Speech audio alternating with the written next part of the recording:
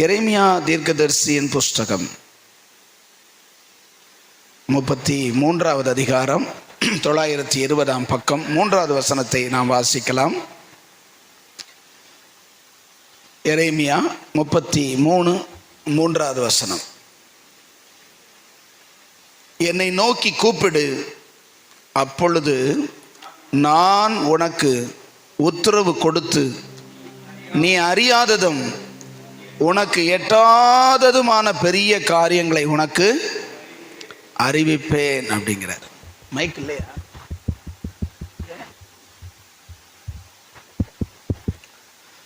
நம்ம இன்னொருக்க வாசிக்கலாம், எல்லாம் சேர்ந்து வாசிக்கலாமா? என்னை நோக்கி கூப்பிடு, எல்லாம் சேர்ந்து வாசிங்க. அப்பொழுது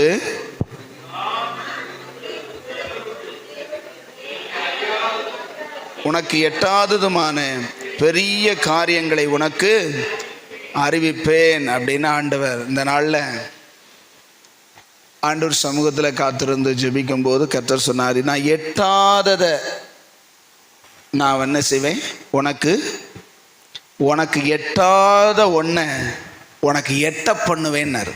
ஆமேன்னு சொல்லுங்களேன். இந்த வார்த்தை தான் எனக்கு இன்னைக்கு அதிகாலை ஒரு 3 மணிக்கு ஆண்டவர் எழுப்பி ஜெபிக்கும் போது, நான் நேற்றைய தினம் உங்களுக்கு தெரியும், உங்களுக்கு ஃபங்க்ஷன் அந்த காரியங்களெல்லாம் முடிச்சுட்டு என்னுடைய மனநிலைமை ரொம்ப கஷ்டமாக இருந்தது. ஜெபித்து விட்டு அப்படி படுத்துட்டேன். அதிகாலையில் எழும்பி ஆண்டவர் சமூகத்தில் காத்திருக்கும் போது சொன்னார், ஜெபம் பண்ணிக்கிட்டே இருந்தேன். அந்நேரத்தில் நான் பைபிள் படிக்கலை, ஜெபித்து கொண்டிருக்கும் போது சொன்னார், எட்டாத காரியங்களை நான் உனக்கு சொல்லுவேன் அப்படின்னார். அல்லேலூயா. அப்படின்னா என்ன அர்த்தம்? நம்முடைய புத்திக்கு எட்டாத, இது எப்படி நடக்கும், இது எப்படி ஆகும், இது எப்படி மாறும், என் புத்திக்கே அது எட்ட மாட்டேங்குது அப்படிங்கிற காரியத்தை கர்த்தர் என்ன செய்வாராம்? விசிலிங் வருது, உசு உசு. அல்லேலூயா, அல்லேலூயா சொல்லுங்களேன். ஆண்டவர் அந்த வசனத்தில் சொல்லப்படுறது, நீ அறியாததும் அப்படின்னா உனக்கு அப்படி அதை எப்படி எடுத்துக்கலாம்? நமக்கு தெரியாமல் இருக்கிறதையும் நம்முடைய புத்திக்கும் நம்முடைய சக்திக்கும் எட்டாமல் இருக்கிறதான காரியத்தையும் கர்த்தர் நமக்கு என்ன செய்வேங்கிறாரு? அறிவிப்பேன் அப்படிங்கிறார். அல்லேலூயா. என்ன அப்படின்னு நீங்க கொஞ்சம் யோசிச்சு பார்த்தீங்கன்னா, அங்க இருக்கிற சூழ்நிலைமை, அந்த வசனம் சொல்லப்பட்டிருக்கிறதான சூழ்நிலைமை என்ன அப்படின்னு பார்த்தா, நீங்க முதல் வசனத்தை வாசிங்க. எரேமியா இன்னும் காவற்சாலையின் முற்றத்திலே அடைக்கப்பட்டிருக்கையில், எரேமியாங்கிற அந்த தீர்க்கதரிசி இன்னும் அவன் அந்த வசனத்தை சொல்லும் போதும் காவற்சாலையின் முற்றத்திலே அடைக்கப்பட்டிருக்கையில் கர்த்தருடைய வார்த்தை 2ஆம் தரம் அவனுக்கு உண்டாகி அவர் இதை செய்கிற கர்த்தருமாய், இதை திடப்படுத்தும்படிக்கு இதை உருவேற்படுத்துகிற கர்த்தருமாய் இருக்கிற யெகோவா என்னும் நாமமுள்ளவர் சொல்லுகிறது என்னவென்றால், என்ன அப்படிங்கிறார். அவன் இருக்கிற நிலைமை என்ன அப்படின்னு பார்த்தீங்கன்னா, சிறைச்சாலையின் அனுபவம். அவனையே தூக்கி சிறைச்சாலையில ஒரு முற்றம்னா உங்களுக்கு என்ன தெரியும்? என்னது முற்றம்னா? என்னது? தரண சிறைச்சாலைக்குள்ள போடல, அதுல முற்றத்துல ஒரு கூண்டுல அடைச்சு வச்சுட்டாங்க. அந்த நீங்க சம்பவத்தை எல்லாம் வாசிச்சு பார்த்தீங்கன்னா தெரியும். இந்த தீர்க்கதரிசியை, இவன் கர்த்தருடைய தீர்க்கதரிசி, இவன் போய் ஆண்டவருடைய வார்த்தையை சொல்லும் பொழுது இவனை பிடிச்சு ராஜா என்ன செய்றாரு? கொஞ்சம் பேசுங்களேன். இங்க இருக்கீங்கிறவங்க சத்தம் அல்லேலூயா சொல்லுங்க பார்க்கலாம். இருக்கீங்களா? ஆமென். அந்த தீர்க்கதரிசியை தூக்கி, நீ எனக்கு விரோதமா, அந்த தேசத்துக்கு விரோதமா, அந்த ஜனங்களுக்கு விரோதமா இப்படி நன்மையா சொல்லாம தீமையா சொல்றியே அப்படின்னு சொல்லி அவனை தூக்கி சிறையில வச்சுட்டார். ஆனா அந்த நிலைமையில ஆண்டவர் அவனிடத்துல பேசும்போது சொல்றாரு, என்னை நோக்கி கூப்பிடு, அப்பொழுது நான் உனக்கு உத்தரவு கொடுத்து நீ அறியாததும் உனக்கு எட்டாததுமான பெரிய காரியங்களை உனக்கு அறிவிப்பேன் அப்படின்னு சொல்றாரு. அல்லேலூயா. நம்முடைய நிலைமை கூட ஒருவேளை சிறைச்சாலையின் அனுபவமாய், சிறைப்பட்ட அனுபவமாய், கட்டப்பட்ட அனுபவமாய், என்னமும் செய்ய முடியாம விழிபிதுங்கி நிற்கிற நிலைமையா கூட நம்மளுடைய நிலைமை இருக்கலாம். இதுலேருந்து யார் நம்மளை விடுவிப்பா? அவன் நிலைமையை பார்த்தீங்கன்னா, அந்த சம்பவத்தெல்லாம் நீங்கள் வருகிற நாட்களில் அந்த எரேமியா வாசிக்கும் போது தெரியும். ஆண்டவருடைய வார்த்தையை சொன்னது நிமித்தம், ஆண்டவர் சொன்னது நிமித்தம் அவனுக்கு சாப்பாடு கொடுக்காம தண்ணீரில் அதை கிணத்துல தூக்கி போட்டாங்க. அவன் செத்து போட்டுன்னு சொல்லி அதில் தூக்கி போட்டு சகதிக்குள்ளே போட்டாங்க. அதுக்கப்புறம் அவனை தூக்கி காவற்சாலையின் முற்றத்தில், அதாவது திருநையில் வச்சு அவனுக்கு டெய்லி ஒரே ஒரு அப்பம் மட்டும் கொடுத்தார்கள். அப்படின்னா என்ன? அறவகத்துக்கு சாப்பாடு. அவனுக்கு கஞ்சி இல்லாமல், சாப்பாடு இல்லாமல் கஷ்டமான ஒரு சூழ்நிலைமை. அந்த சிறைச்சாலைக்குள்ளே போட்டு அவனை யார் விடுவிப்பா? ராஜாவே அவனை என்ன செஞ்சிட்டாரு? அடைச்சி வச்சுட்டார். அவனுக்கு விடுதலையே இல்லையா அப்படின்னு சொல்லி அந்த நிலைமையில கர்த்தர் சொல்றார், நீ என்னை நோக்கி கூப்பிடு, நான் உனக்கு உத்தரவு கொடுத்து நீ அறியாததும் உனக்கு தெரியாததும் உனக்கு எட்டாததுமான பெரிய காரியங்களை நான் என்ன செய்வேன்னு சொல்லாம அறிவிப்பேன் அப்படின்னு ஆண்டவர் சொல்றார். அல்லேலூயா. நம்முடைய வாழ்க்கையிலையும் அப்படிப்பட்ட நிலைமையில இருந்து அன்னைக்கு கர்த்தர் சொல்றாரு, நீ என்னை நோக்கி கூப்பிட்டா போதும். ஆமேன்னு சொல்லுங்களேன். ஒருவேளை உங்கள் நிலவரம் ரொம்ப சிக்குமுக்கலாம், இதிலிருந்து யார் என்னை விடுவிப்பா, இதிலிருந்து யார் என்னை தூக்கி விடுவா, இதிலிருந்து யார் என்னை காப்பாற்றுவார் அப்படிங்கிற ஒரு நிலைமையில் நீங்கள் கூட இருக்கலாம். அது எந்த நிலைமை? ஒருவேளை ஆவிக்குரிய நிலைமையாக இருக்கலாம், சரீர பிரகாரமான நிலைமையாக இருக்கலாம், கடனாக இருக்கலாம், அல்லது சரீர பிரச்சனை, அதாவது வியாதியாக இருக்கலாம், எதுவாக கூட இருக்கலாம். ஒரு சிறைச்சாலையின் அனுபவம், ஒரு சிறைப்பட்டு போன அனுபவம், ஒரு கம்பிக்குள்ளே இருக்கிற, ஒரு கூண்டுக்குள்ளே இருக்கிற ஒரு அனுபவத்தில் இருந்து நீங்கள் என்ன இதுலேருந்து எப்படி அப்படின்னு நீங்கள் நினைக்கும் போது கர்த்தர் சொல்கிறாரு, நீ என்னை நோக்கி என்ன செய்.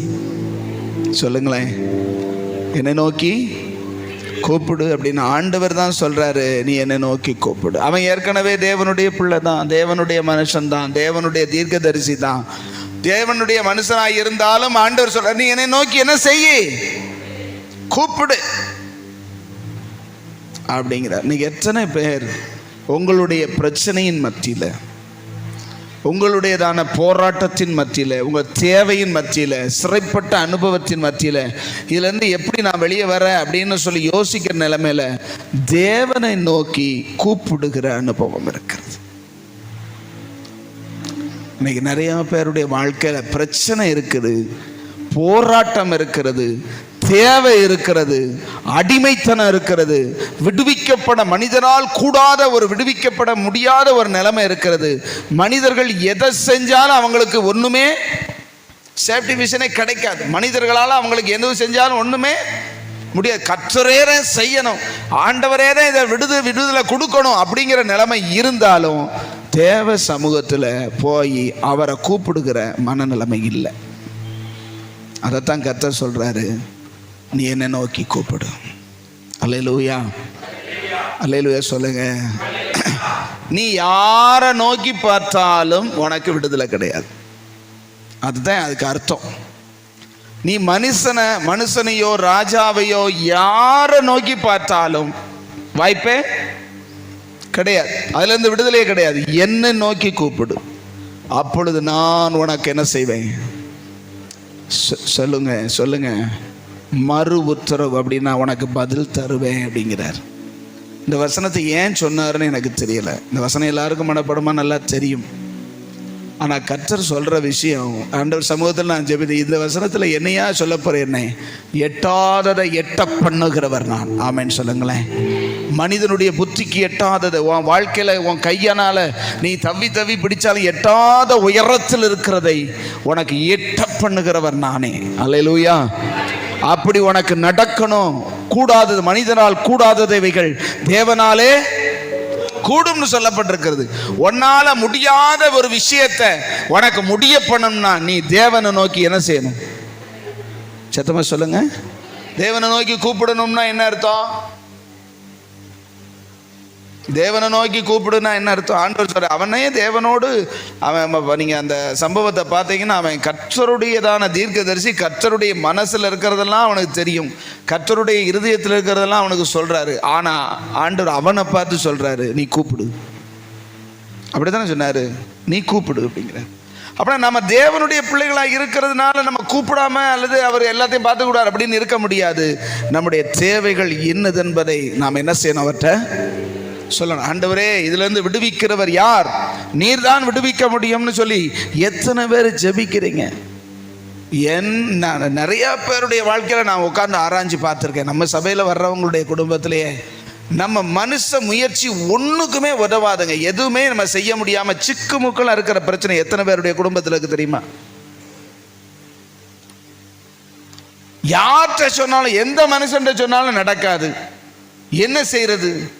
வரும்போது வரட்டும், செய்யும்போது நடக்கும்போது நடக்கட்டும் அப்படின்னு விட வேண்டிய காரியம் எத்தனை இருக்கு தெரியுமா? வாழ்க்கையில், குடும்பத்தில், வீட்டில், கடனில், வியாதியில் எவ்வளவு காரியம் இருக்கு. ஆனா தேவ சமூகத்தில் ஆண்டவர் இன்னைக்கு சொல்ற, நீ என்னை நோக்கி கூப்பிடு, உன் பிரச்சனைக்கு நான் மறு உத்தரவு தருவேங்கிறார். ஆமென் சொல்லுங்களேன். உன் பிரச்சனை எவ்வளவு பெருசுங்கிறது எனக்கு முக்கியம் இல்லை, நீ என்னைய எவ்வளவு பெருசா பார்க்கிறேங்கிறது தான் பெருசு. ஆமென் சொல்லுங்களேன். உனக்கு பிரச்சனை பெருசா தெரியுது, ஆனா அந்த பிரச்சனைக்கு தீக்கிற நான் பெருசா உனக்கு தெரியல. அதனாலதான் நீ என்னைய நோக்கி என்ன செய்ய மாட்டேங்கிற, கூப்பிட மாட்டேங்கிறேன்னு ஆண்டவர் சொல்றார். நான் மறு உத்தரவு அவர் சொல்ல ஆகும், அவர் கட்டளையிட நிற்கும். பூமியை நோக்கி ஒரு வார்த்தை சொன்னார்னா அது உருகி போய்விடும் சொல்லப்பட்டிருக்கிறது. அப்படிப்பட்ட தெய்வத்தோடு நாம இருந்துக்கிட்டு இருக்கிற பிரச்சனைகளை, நம்முடைய வாழ்க்கையில் இருக்கிற போராட்டங்களையே நினைச்சுக்கிட்டு, அப்படியே இருக்கே இதுல இருந்து யார் என்ன விடுவிப்பா, இது எப்படி நான் மாறும், இந்த கடன் எப்படி மாறும், இந்த வியாதி எப்படி மாறும், இந்த சூழ்நிலைமை எப்படி மாறும், என் வாழ்க்கை எப்படி தடைக்கும், என் வாழ்க்கை. அவர் ஒன்றும் இல்லாமல் இருந்து சொல்லுங்க, ஒண்ணுமே இல்லை. சாராளுடைய கற்பம் செத்து போச்சு. வயசு எத்தனை ஆச்சு?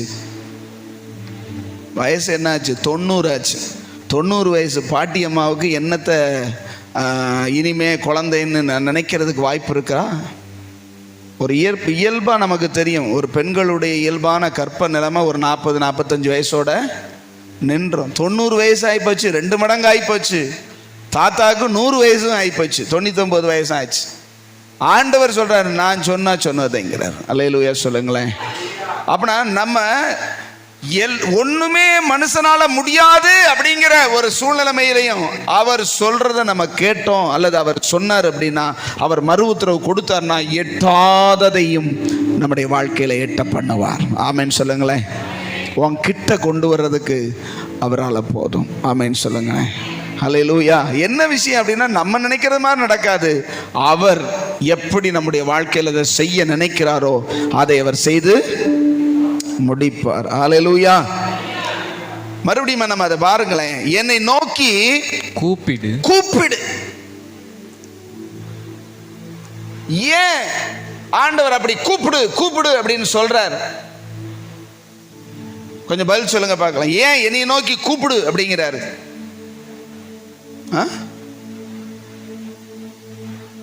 ஏன் என்னை நோக்கி கூப்பிடு அப்படிங்கிறார்? நிறைய பேருக்கு ஆண்டவரை கூப்பிடணுங்கிறதே என்ன செய்ய மாட்டேங்குது, தெரிய மாட்டேங்குதுங்கிறது ஒரு பக்கம் இருந்தாலும், அவங்களுடைய மனநிலைமை அவரை கூப்பிட்டா நமக்கு இது கிடைக்குங்கிற விசுவாசமே இருக்க மாட்டேங்குது. அவரை கூப்பிட்டு என்ன செய்ய, ஏசுனாரை தேடி என்ன செய்ய, ஒன்றும் நடக்க மாட்டேங்குது. நான் சொல்றேன், நீங்க உண்மையா கர்த்தர் எனக்கு இதை கேட்டா தருவார் அப்படின்னு விசுவாசத்தோட அவர் சொல்றதுக்கு நான் கேட்க ரெடி, நான் அப்படின்னா அவர் நான் சொல்றதை கேட்க ரெடி. ஆமென் சொல்லுங்களேன். அல்லேலூயா. நீங்க ஒரு வசனத்தை வாசிங்க, 58ஆம் அதிகாரம் ஏசாயாவில். ஏசாயாவை 58 நீங்க வாசிச்சு பார்த்தீங்கன்னா 9வது வசனத்தில் வாசிங்க. அப்பொழுது நீ கூப்பிடுவாய், கர்த்தர் மறு உத்தரவு கொடுப்பார். மறு உத்தரவு கர்த்தர் உனக்கு கொடுப்பார். நீ சத்தமிடுவாய், இதோ நான் இருக்கிறேன் என்று சொல்லுவார். நுகத்தடியையும் விரல் நீட்டுதலையும் நிபச் சொல்லையும் நீ உன் நடுவில் இருந்து அகற்றி, பசியுள்ளவனிடத்தில் உன் ஆத்துமாவை சாய்த்து, சிறுமைப்பட்ட ஆத்துமாவை திருப்தியாக்கினால், அப்பொழுது இருளில் உன் வெளிச்சம் உதித்து, உன் அந்தகாரம் மத்தியானத்தை போலாகும். அந்தகாரம், உன்னுடைய இருளான நிலைமை மத்தியானத்தை போல என்னதாகும், வெளிச்சமா மாறும் ஆண்டவர் சொல்றாரு. அல்லேலூயா. அல்லேலூயா சொல்லுங்க. அந்த வசனத்துல 9ல் சொல்லப்பட்டிருக்கு அப்பொழுது. எப்பொழுது? எப்பொழுது, அப்பொழுது நீ கூப்பிடுவாய். எப்பொழுது கூப்பிடுவாய் அப்படின்னா, நீங்க அந்த வசனத்தை, அந்த 58வது அதிகாரத்தை வீட்டில் போய் கொஞ்சம் வாசிச்சு தியானிச்சு பாருங்க. கர்த்தர் தான் விரும்புகிறபடி நாம் மாறும் பொழுது, அங்க சொல்றாரு முதல் வசனத்துல இருந்து அப்படி வாசிச்சு பார்க்கலாமா? சத்தமிட்டு கூப்பிடு, அடக்கி கொள்ளாதே, எக்காலத்தை போல் உன் சத்தத்தை உயர்த்தி, என் ஜனத்துக்கு அவர்கள் மீறுதலையும் யாக்கோபின் வம்சத்தாருக்கு அவர்கள் பாவங்களையும் தெரிவி, தங்கள் தேவனுடைய நியாயத்தை விட்டு விலகாமல் நீதியை செய்து வருகிற ஜாதியாரைப் போல் அவர்கள் நாடோறும் என்னை தேடி என் வழிகளை அறிய விரும்புகிறார்கள். நீதி நியாயங்களை என்னிடத்தில் விசாரித்து தேவனிடத்தில் சேர விரும்புகிறார்கள். நாங்கள் உபவாசம் பண்ணும்போது, அப்படி சொன்னாலும், அப்படி உபவாசிச்சாலும் கர்த்தர் கேட்க மாட்டேங்கிறார். சொல்றாங்க ஆண்டவருக்கு பிரியமா நடக்கணும், ஆண்டவரை நான் அனுதினமும் தேடணும், ஆண்டவருடைய விருப்பத்தின்படி வாழணும், ஆண்டவர் சொல்றபடி நான் செய்யணும்னு சொல்லி உபவாசம் இருந்து ஜெபம் பண்ணாலும் கர்த்தர் என்ன செய்ய மாட்டேங்கிறாரா? நோக்காமல் இருக்கிறது என்ன அப்படிங்கிறாங்க. எங்கள் ஆத்துமாக்களை ஒடுக்கும் போது நீர் அதை அறியாமல் இருக்கிறது என்ன என்கிறார்கள். இதோ ஆண்டவர் சொல்றாரு, டே நீ உபவாசம் பண்ணும்போது கவனிங்க, அல்லேலூயா, நீ உபவாசிக்கும் நாளிலே உங்கள் இச்சையின்படி நடந்து, நீ சொல்ற உபவாசம், ஆனா அந்த உபவாசத்துல எப்படி நடக்கிற? வாசிச்சு பாருங்க. உபவாசம்னா என்ன? உன்னை ஒடுக்கிறது, ஆண்டவருக்கு முன்பதாக உன்னை தாழ்மைப்படுத்துறது. ஆனா நம்முடைய இச்சையின்படி, நம்முடைய விருப்பத்தின்படி நடந்து கொண்டு ஆண்டவர் கேட்க மாட்டேங்கிறாரு. ஆண்டவர் என்ன செய்ய மாட்டேங்கிறாரு? கண்ணோக்காமல் இருக்கிறார் அப்படின்னு சொல்றீங்க அப்படின்னு ஆண்டவர் சொல்றாரு. அங்க 4வது வசனத்துல சொல்றாரு, இதோ வழக்குக்கும் வாதுக்கும் துஷ்டத்தனத்தை உடைய கையினால் குத்துகிறதற்கும் உபவாசிக்கிறீர்கள். ஐயா, உபவாசம் இருந்தா தாழ்மை வரும். உபவாசம் இருந்தா நம்ம உடஞ்சி ஆண்டவரேன்னு சொல்லி நம்முடைய குறைகளை அறிந்து நாம் இன்னும் சுத்திகரிக்கப்படுவோம். ஆனா உபவாசம் இருந்துட்டு வந்தா மூர்க்கம் வருது. குத்துறதுக்கு என்னது? துஷ்டத்தனத்தை உடைய, அங்க சொல்ற பாருங்க, வழக்குக்கும் வாதுக்கும். வாயில வர்றதெல்லாம் எப்படிப்பட்ட வார்த்தையா வருதுன்னா, தேவ சமூகத்துல இருந்து உபவாசிச்சுட்டு வந்ததுக்கு அப்புறம் எதுக்கு உனக்கு அப்படி வருது? அல்லேலூயா. நான் இந்த அனுபவங்களை எல்லாம் ஒரு காலத்துல அனுபவிக்கும் போது எப்படின்னா, எப்ப நல்லா தேவ சமூகத்தில் அதிகமாக ஜெபித்து அதிகமாக உபவாசித்து இருக்கோமோ அப்போது பார்த்தீங்கன்னா நமக்கு ஒரு திருப்தி இருக்கும். ஆண்டவர்கிட்ட சமூகத்தில் என்ன செஞ்சாச்சு? நல்லா ஜெபம் பண்ணியாச்சு, வச்சாச்சு. சின்ன ஒரு பிரச்சனை, அதுக்கு எதிரடையான சூழ்நிலை நம்ம வரும்போது பார்த்தீங்கன்னா மூக்கு முனியில் என்ன செஞ்சிடும்? கோவம் வந்து கத்தல் கத்தி. ஏன்னா என்னன்னாங்க, நம்முடைய சுய நீதியில் இன்னைக்கு இருக்கிறது, வேற ஒன்றும் கிடையாது. ஒரிஜினலாக உபவாசம்னா என்னங்க? தாழ்மைப்படுறது. ஆமென். உபவாசம் எதுக்கு இருக்கிறாங்க? எதுக்காக உபவாசம் இருக்கு? ஆண்டவருடைய கண்களில் கிருபை கிடைக்கிறதற்காக. நம்முடைய தவறுகளை நாம் என்ன செய்வோம்? அந்த முதல் வசனம் சொல்லப்பட்டிருக்கிறது, சத்தத்தை உயர்த்தி உயர்த்தி என் ஜனத்துக்கு அவர்கள் மீறுதலையும் யாக்கோபின் வம்சத்தாருக்கு அவர்கள் பாவங்களையும் தெரிவிக்கிறது. முதல்ல சத்தமிடும் பொழுது கர்த்தர் நமக்கு சொல்லுகிறது என்னன்னா, தவறுகளை, பாவங்களை, சீர்பட வேண்டிய காரியங்களை தான் கர்த்தர் என்ன செய்வார்? மறு உத்தரவு கொடுப்பார். ஆமென். கூப்பிட்ட உடனே மறு உத்தரவு அப்படின்னா, ஆண்டவரே இப்படிப்பட்ட பிரச்சனையா இருக்கு, சரி வச்சுக்கூடா அப்படின்னு சொல்ல மாட்டார். என்ன சொல்லுவார்? ஒரு மனிதன் தேவனை நோக்கி கூப்பிடும் பொழுது, தேவனை நோக்கி சத்தமிடும் பொழுது, தேவனை நோக்கி அபயமிடும் பொழுது ஆண்டவர் அவனுக்கு செவி கொடுத்தா அவன் வாழ்க்கையை சுத்திகரிப்பார். அல்லேலூயா. அப்படி சுத்திகரிக்கும் பொழுதுதான் நம்முடைய இருள், அங்க சொல்லப்பட்டிருக்கு, நம்முடைய அந்தகாரம், நம்முடைய வாழ்க்கையில் இருக்கிறதான இருளான நிலைமை, அந்த கடினமான நிலைமை மத்தியானத்தை போல வெட்ட வெளிச்சமாய் மாறும். ஹல்லேலூயா. அப்போ நம்ம கூப்பிடும் போது கர்த்தர் மறு உத்தரவு உடனே கொடுப்பாரு. சத்தமிடும் போதே நான் தான் இருக்கேன்டா அப்படிம்பாரு. நம்முடைய வாழ்க்கையை அவர் எப்படி மாற்ற விரும்புகிறார்னா அவருக்கு ஏற்றதா மாற்ற விரும்புகிறார். அல்லேலூயா. ஆனால் இன்னைக்கு என்ன தெரியுமா, நான் மாற விரும்பலை, ஆனால் கர்த்தர் என் நிலைமையை மட்டும் மாற்றணும். இது எத்தனை பேருடைய மனநிலைமையா இருக்குது? நான் மாற விரும்பல, என் சுபாவம் மாற விரும்பல, என் குணம் மாற அதெல்லாம் முடியாது. நான் மாற மாட்டேன், நான் எப்பயும் போலதான் இருப்பேன். ஆனா நான் சத்தமிட்டவனே என்ன செய்யணும்? கர்த்தர் எனக்கு எட்டோட பெரிய காரியங்களை எல்லாம் எனக்கு உடனே கிட்ட வர பண்ணணும்.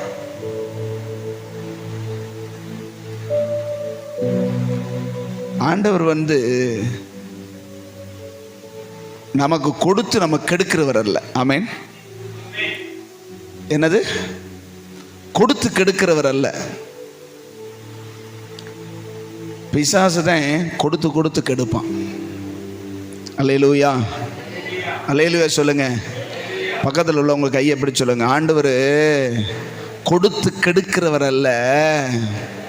சொல்லுங்க, கொடுத்து கெடுக்கிறவர் அல்ல, பிசாசு தான் கொடுத்து கெடுப்பான். ஆண்டவர் சரிப்படுத்தி கொடுப்பார். உன்னை சரிப்படுத்தி கொடுத்தா அந்த ஆசீர்வாதம் உன்கிட்ட எப்பயும் நிலைக்கும். அல்லேலூயா. ஆண்டவர் ஒரு ஆசீர்வாதத்தை, ஒரு நன்மையை கொடுக்கிறாருன்னா அந்த ஆசீர்வாதம் உன் வாழ்க்கையில நிலைக்கணும். அப்படின்னா நீ அதுக்கு பாத்திரமானா மாறணும். பாத்திரம். ஒரு வசனம் உங்களுக்கு எல்லாருக்கும் தெரிஞ்ச வசனம் தான். ஒரு வீட்டுக்குள் பிரவேசிக்கும் பொழுது, சொல்லுங்க பார்க்கலாம் மீதத்தை, அந்த வீட்டை என்ன செய்யுங்க? வாழ்த்துங்கள், ஆசீர்வதிங்க. சமாதானம் உண்டாக கடவது, ஆசீர்வாதம் உண்டாக கடவது அப்படின்னு என்ன செய்யுங்க? வாழ்த்துங்கள். நீங்கள் கூறின சமாதானத்துக்கு பாத்திரவான். அப்படி வசனம் இருக்கா? நீங்க நன்மையும் ஆசீர்வாதமும் செழிப்பும் சமாதானம் இந்த வீட்டுக்கு உண்டாகட்டும்னு நீங்க சொல்றீங்க. அந்த சொல்லுக்கு ஏற்ற தன்மை உடைய மனிதன் அந்த வீட்டில் இருப்பானானால் நீங்கள் சொல்லுகிற சமாதானம் அவனுக்கு. அவன் திருகிராட்டிய பயலா இருக்கான்னு வைங்களேன், நம்மள மாதிரி. புரியுதா உங்களுக்கு? அவன் கர்த்தருக்கு பயம் இல்லாம அவன் நம்மளை நம்ம சொல்ற சமாதானத்துக்கு எதிர்ப்பதமா இருக்கிறான், அவனுடைய மனநிலைமை சரியில்லை அப்படின்னா நீங்கள் கூறின சமாதானம் அவனிடத்துல என்ன செய்யாது? தங்காம சொன்னவன்ட்டே வந்துடும். அப்படி இருக்குதா வசனம்? சொல்றது புரியுதா? அல்லேலூயா சொல்லுங்க. அப்படின்னா இப்போ நம்ம அது வேற விஷயத்துக்கு சொல்லப்பட்டாலும் அதை அப்படியே நம்ம எடுத்தனா கர்த்தர் சொன்ன அந்த வசனத்தை இல்லையா? இயேசுதானே சொன்னாரு, நீங்கள் கூறின சமாதானம் உங்களிடத்திலேயே திரும்பி வந்துடும்னாரு. அப்ப நான் சொன்னவருக்கு தெரியாதா இந்த ஆசீர்வாதத்தை இந்த பயலுக்கு கொடுத்தா அது அவன்கிட்ட தங்காது? இவனுக்கு கொடுத்து கெடுக்கிறத விட கொடுக்காம இருக்கிறதே. புரிஞ்சவங்க அல்லேலூயா சொல்லுங்க. ஏன் நிறைய பேருடைய வாழ்க்கையில ஜெபம் பண்ணியும் கிடைக்கல? ஜெபம் பண்றது இல்லை, அது வேற விஷயம். அவரை நோக்கி கூப்பிடுறது இல்லை, அது வேற விஷயம். கூப்பிடும் போது அவர் என்ன செய்கிறார்னா கூப்பிடுகிறவனை முதலாவது சரிப்படுத்துகிறார். ஆமென். கூப்பிடுகிற நான் எதற்காக கூப்பிடுகிறேனோ, எதற்காக அவரை நோக்கி சத்தமிடுகிறேனோ அதை பெற்றுக்கொள்ள நான் பாத்திரவானாய் மாறும்படி என்னை சரிப்படுத்துகிறார். அல்லேலூயா சொல்லுங்களேன். இன்னைக்கு நிறைய பேர் பிசாசு செய்கிற தந்திரம் என்னன்னா, அவன் கேட்குறவங்களுக்கு எதை கேட்குறாங்களோ அவங்கள கொடுத்துட்டு அதுக்கப்புறம் கெடுத்துருவான். கர்த்தர் யாரையும் கொடுத்து கெடுக்கிறவரே கிடையாது. அதனால தான் ஆண்டவர் பல பேருக்கு எதையுமே என்ன இல்லைன்னா அவங்க கேட்குற நன்மைகளை இழுத்தடிச்சுக்கிட்டே போகிறதுக்கு காரணம், இதை கொடுத்தா நீ கெட்டு போயிடுவேன், இதை கொடுத்தா என்னை விட்டு போயிடுவேன், இதை கொடுத்தா நான் சரியா இருக்கிறேன், நான் நல்லா இருக்கிறனால தான் ஆண்டவர் எனக்கு கொடுத்தாருன்னு சொல்லுவேன், அதனால தான் உனக்கு கொடுக்காம இருக்கிறார். இன்னைக்கு ஆண்டவர் சொல்ற முதல்ல கூப்பிட பழகு. கூப்பிடும்பொழுது நான் உன் கூப்பிடுதலுக்கு மறு உத்தரவு தருவேன். என்ன மறு உத்தரவு தருவாரு? என்ன பதில் தருவாரு? சரிப்பா நீ கேட்கற தந்துடுறப்பா அப்படின்னு சொல்லுவாரா? அந்த நன்மை, அந்த ஆசீர்வாதம், நீ கேட்கிறதான அந்த விடுதலையை நீ சுதந்திரிப்பதற்கு தேவையான தகுதியை உண்டு பண்ணுவதற்கு உன்னிடத்தில் என்ன செய்வார்? கர்த்தர் பேசுவார். அல்லேலூயா, அல்லேலூயா சொல்லுங்க. அப்ப அதைத்தான் சொல்லப்பட்டிருக்கிறது. விரல் நீட்டுதலையும் நிபச்சொல்லையும் அந்த 58:9 உன் நடுவிலிருந்து அகற்றி பசியுள்ளவனிடத்தில் உன் ஆத்துமாவை சாய்த்து சிறுமைப்பட்ட ஆத்துமாவை திருப்தியாக்கினால் அப்படி சொல்றார். அப்படின்னா இவைகள் எல்லாம் தேவன் எதிர்பார்க்கிற நல்ல குணம். சாப்பிடாம இருக்கிறது மட்டும் உபவாசம் இல்லடா, உன் சாப்பாடு எடுத்து சாப்பாடு இல்லாதவனுக்கு குடுறாங்கிறார். அங்க இன்னைக்கு உபவாசம் இருக்கிறோம். உபவாசம் இருக்கும்போது எத்தனை பேருக்கு நம்ம சாப்பாடை பகிர்ந்து கொடுக்குறோம்? இன்னைக்கு உபவாசம்ங்க, அதனால ஒலையே வைக்கிறது கிடையாது. ஆமேன்னு சொல்லுங்களேன். என்னது இல்லை, உபவாசம்னால ஒலை வைக்கிறது கிடையாது. போகும்போதே ஹோட்டலில் வாங்கி மத்தியானத்துக்கு சாப்பிட்டு போயிடும். நல்லது, அதனால ஒன்றும் தப்பு இல்லை. ஆனால் நீ உபவாசிக்கிறியே, அந்த உபவாசத்தினால இருக்கிறதான அந்த நன்மையை நீ அனுபவிக்கலைனால் மற்ற இல்லாதவர்களுக்கு அதை கொடுன்னு ஆண்டவர் சொல்றார். அவங்களுடைய ஆத்துமாவை திருப்தியாக்குறது தான் எனக்கு உகந்த உபவாசம். அங்கே சொல்லப்பட்டிருக்கிறது, உன் சகோதரனுக்கு, உன் மாம்சமானவனுக்கு உன்னை ஒழிக்காமல் இரு. இன்னைக்கு எத்தனை பேருடைய நீங்கள் போய் ஒவ்வொன்றையும் வாசிச்சு பாருங்க. ஆண்டவர் இப்படிப்பட்ட செயல்களை எனக்கு பிரியமா இருக்குமா அப்படின்னு கேட்கிறாரு. அக்கிரமத்தின் கட்டுகளை 6வது வசனத்தில் அவிழ்க்கிறதும், நுகத்தடியின் பிணையல்களை நெகிழ்க்கிறதும், நெருக்கப்பட்டிருக்கிறவர்களை விடுதலையாக்குகிறதும், சகல நுகத்தடிகளையும் உடைத்து போடுகிறதும். அடுத்து சொல்றாரு பாருங்க, பசியுள்ளவனுக்கு உன் ஆகாரத்தை பகிர்ந்து கொடுக்கிறதும். பசியுள்ளவனை கண்டால் அவனுக்கு ஆகாரத்தை பகிர்ந்து கொடுத்து துரத்துண்ட சிறுமையானவர்களை வீட்டிலே சேர்த்துக் கொள்ளுகிறதும், வஸ்திரமில்லாதவனை கண்டால் அவனுக்கு வஸ்திரம் கொடுக்கிறதும். அடுத்து சொல்ற, உன் மாம்சமானவனுக்கு உன்னை ஒழிக்காமலும் இருக்கிறது அல்லவோ எனக்கு உகந்த உபவாசம். அப்படி செய்யும் பொழுது விடியற்கால வெளுப்பை போல உன் வெளிச்சம் எழும்பும், உன் சுகவாழ்வு சீக்கிரத்தில் துளிர்க்கும், உன் நீதி உனக்கு முன்னாலே செல்லும், கர்த்தருடைய மகிமை உன்னை பின்னாடி காக்கும். ஆமென் சொல்லுங்களேன். சுகவாழ்வுக்காக, விடுதலைக்காக, ஆசீர்வாதத்திற்காக, நன்மைக்காக ஆண்டவரிடத்தில் கூப்பிடுகிற நாம் சுகமாக மாற விரும்புகிறோமா? நாம் சுகமாகணும் முதல்ல ஆத்மாவில். ஆமென் சொல்லுங்களேன். இப்படிப்பட்ட நிறைய தீமையான காரியங்கள் ஒவ்வொரு மனிதனுக்குள்ளே நிரம்பி இருக்கிறதுனால தான் தேவனோடு ஒரு தொடர்பு கொள்ள முடியல. தேவனோடு கூட பேசி அவரிடத்துல நன்மையை பெற்றுக்கொள்ள முடியல. ஆண்டவர் சொல்றாரு, உனக்கு எட்டாததை நான் எட்ட பண்ணணும்னா நீ முதல்ல என்னை நோக்கி கூப்பிட பழகு. ஆமென் சொல்லுங்களேன். அல்லேலூயா. நம்ம இன்னைக்கு வாசிச்சோம்ல ஒரு அதிகாரத்தை, 2 நாளாகமம் 20ஆம் அதிகாரத்தில் நம்ம எல்லாரும் சேர்ந்து வாசித்தோம். அதில் நீங்கள் பார்த்தீங்கன்னா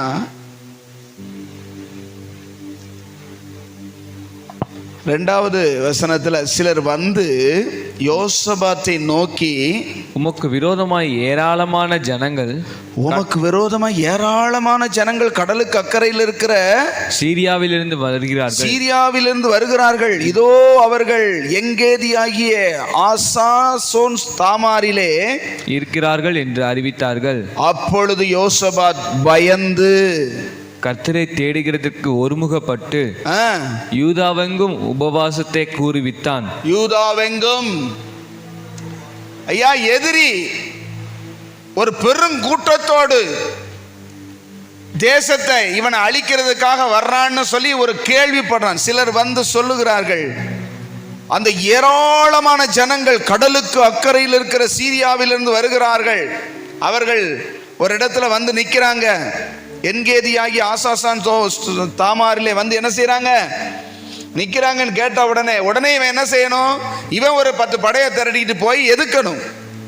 ஆனா இவன் சொல்ற உடனே, அவ்வளவு பேர் வர்றாங்களா, இவ்வளவு பேர் எதுக்க எங்களுக்கு முடியாதேன்னு அவன் தன்னுடைய நிலைமையை அறிந்து உடனடியாக தேசத்துல உபவாசத்தை கூறுகிறான். தாழ்மைப்பட. ஆமென் சொல்லுங்களேன். தாழ்மைப்பட, தன்னை தாழ்த்த. அந்த ராஜா நின்று அந்த ஜெபம் பண்ணதை நீங்க போய் படிச்சு பார்த்தீங்கன்னா, அந்த வசனத்தை ரொம்ப வாசிக்க டைம் இல்லை, நம்ம வாசிக்கலாமா? 11-12 வாசிங்க.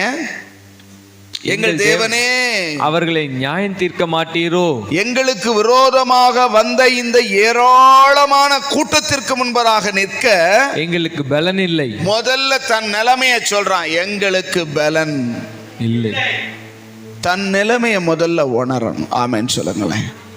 என் நிலைமை, இவ்வளவு பேர் வர்றாங்க ஆண்டவரே, இவ்வளவு பிரச்சனைகள் இருக்குது, இவ்வளவு பிரச்சனை என்ன சூழ்ந்து இருக்குது, முதல்ல இதை சந்திக்க, இதை ஃபேஸ் பண்ண, இதை எதிர்க்க எங்களுக்கு என்ன இல்லை, பலன் இல்லைன்னு தன்னை தாழ்த்துறான்.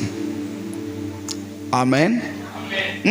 அடுத்து, நாங்கள் செய்ய வேண்டியது இன்னதென்று எங்களுக்கு தெரியவில்லை. என்ன செய்யணும்னே எங்களுக்கு என்ன செய்யல தெரியவில்லை.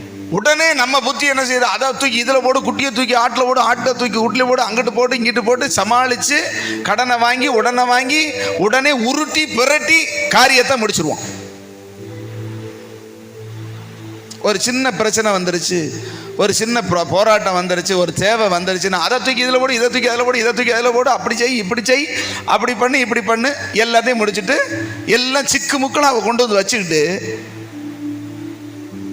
அவன் சொல்றான், எங்களுக்கு என்ன செய்யணும்னு தெரியல, எங்களுக்கு ஆலோசனை கொடுங்க. யாரை பிடிக்கலாம், யாரை இது பண்ணலாம், யாரை வச்சு அவனை சமாதானப்படுத்தலாம் அப்படின்லாம் யோசிக்கல. நேரா தேவ பாதத்தில் போய் விழுந்து, ஆண்டவர் சமூகத்தில் போய் விழுந்து, அவங்களுக்கு முன்பதாக எங்களை நிற்க பலன் இல்லை ஆண்டவரே.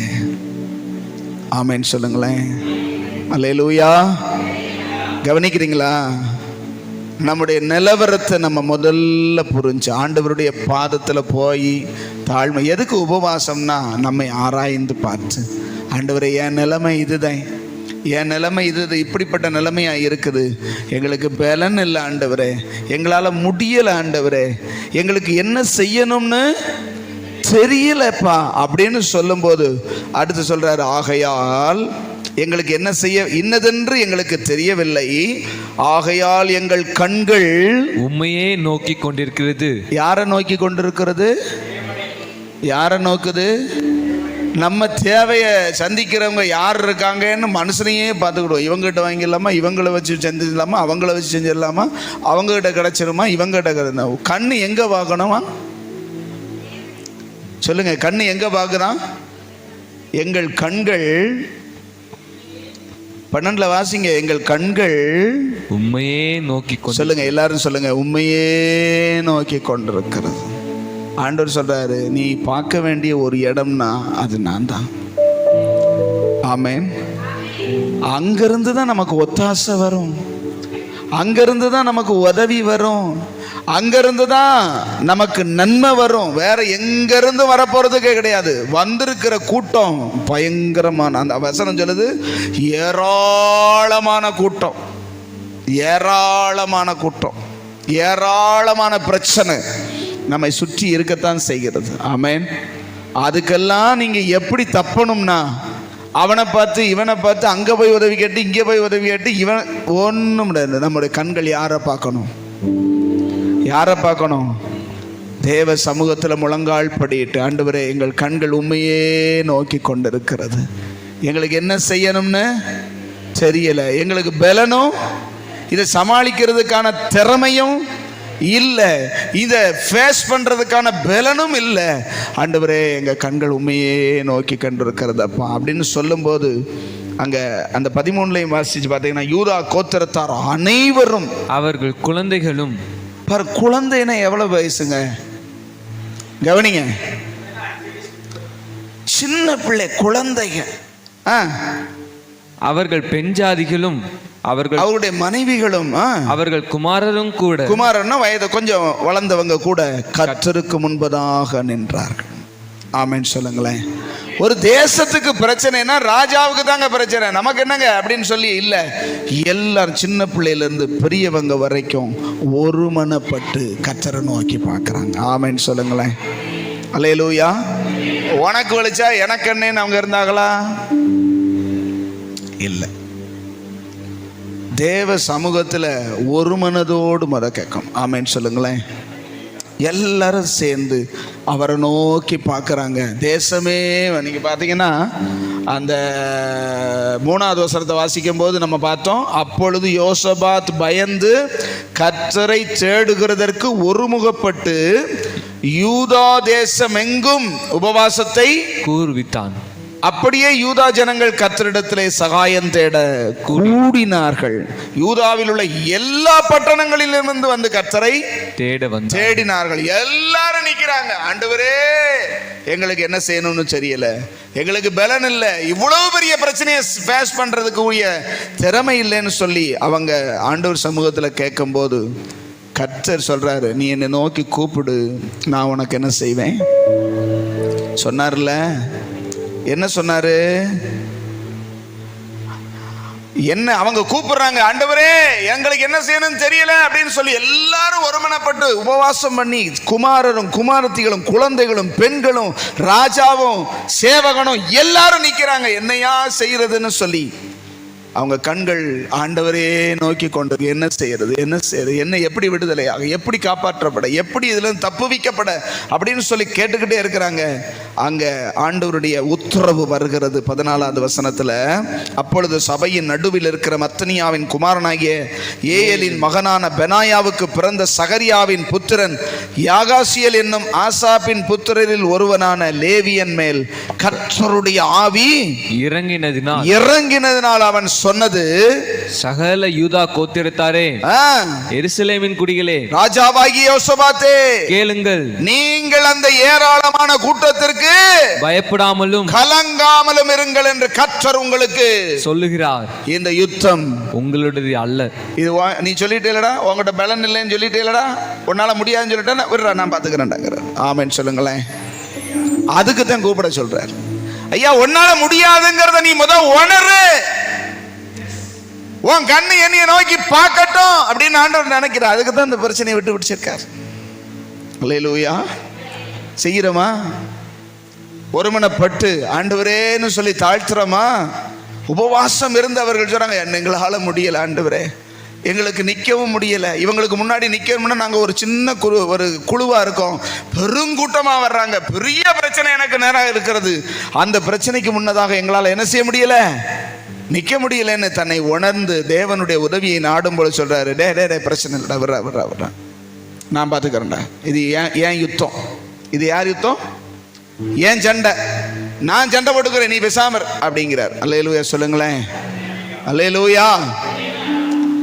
ஆண்டவருடைய வார்த்தை வந்த உடனே யோசபாத்து தரையில முகங்குப்புற விழுந்து பணிந்து ஆண்டவரை நம்புங்கள் அப்படின்னு சொல்லிட்டு சொல்றாரு, இப்ப யுத்தத்துக்கு நாளைக்கு போங்கன்னு சொல்லிட்டார் ஆண்டவர். 16வது வசனம் சொல்லும் போது தொடங்கும் போது, நாளைக்கு நீங்கள் அவர்களுக்கு விரோதமாக போங்கள் அப்படின்னு சொல்லிட்டார்.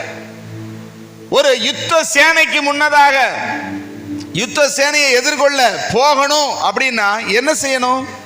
இவங்க பட்டயத்தோடும் ஈட்டியோடும் எல்லாம் இருக்கிறத 10 பேரோ 30 பேரோ 50 பேரோ 1000 பேரோ போகணும். ஆனால் அவன் சொல்கிறான், எல்லாம் ரெடி ஆகுங்க, எல்லாத்துக்கும் முன்னாடி எக்காலத்தையும் பூரிகைகளையும் கர்த்தர் நல்லவர் துதியுங்கள் என்று சொல்லி கர்த்தரை துதிக்கிற கூட்டமும் முன்னாடி போகட்டும்ங்கிறார்.